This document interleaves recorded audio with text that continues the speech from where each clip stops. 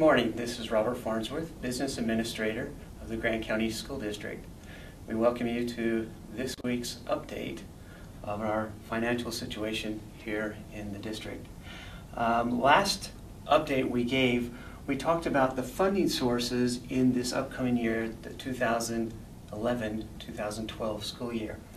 And we left off by mentioning our state support, which is this bottom line, has a history the past couple years of dropping down. And even though the legislature announced this year that there would be a 2.2% increase, we're actually seeing that we're going to experience about a $165,000 decrease.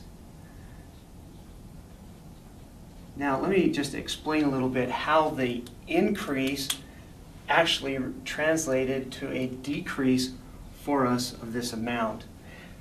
In school finance, there is, and I'm sure you've heard about the weighted pupil unit, the WPU, is funded based upon the number of students that you have in your district.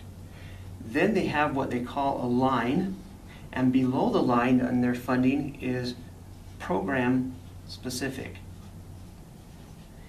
And what happened this past legislative session is they took funds away from programs, basically terminated some programs, cut other programs back, and moved this money up what they call above the line into the WPU. So indeed the WPU increased. However, for us, the net overall change was a negative $165,000. Now, one of the areas in the below the line funding was an area called Social Security and Retirement. Now, 2 years ago, our district picked up over $900,000 in this category that went to pay for retirement and Social Security for all employees of the district. Last year, we experienced a $300,000 cut in this program, and for this coming year, the 2011-12 year, this has been reduced by another $600,000. So when we take $600,000 out of this area and we only move up a portion, our overall net effect is down about $165,000. Now we have received some word that we'll be picking up roughly about $50,000 for a program that has been reinstated, and so our net overall effect when we actually get the final numbers will probably be close to about $120,000 loss.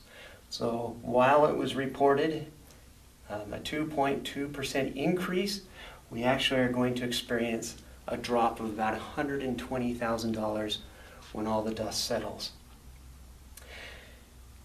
The other topic we'd like to talk about today is House Bill 301.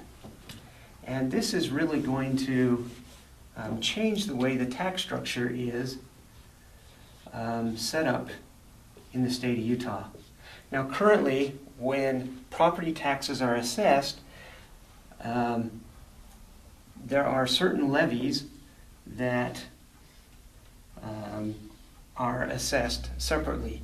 For example, there's the rec fund, and these aren't necessarily all equal. There's something called tort liability. There's K3 reading. Another one called class size reduction.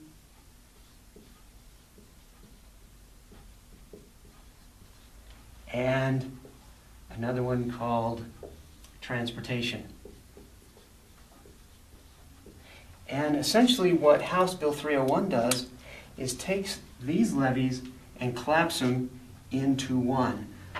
So if we can scan back this way, in 2012, when this goes into effect, so not this fall, but the following fall, we will simply have a levy called the school basic levy, and then we'll have capital outlay.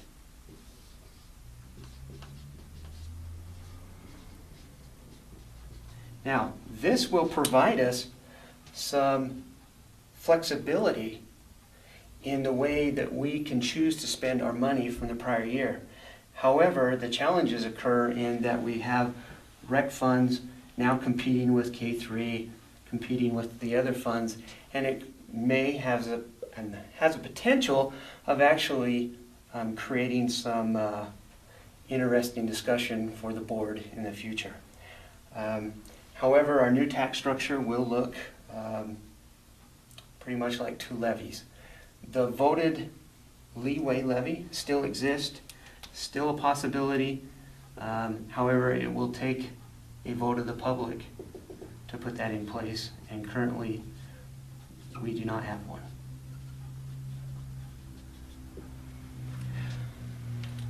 So in a nutshell, this is our financial situation where we're currently at. I'd like to invite you to join us next time as we talk about some specific cuts and change in programs to this district that help us reach some greater financial stability. Thanks for joining us this week.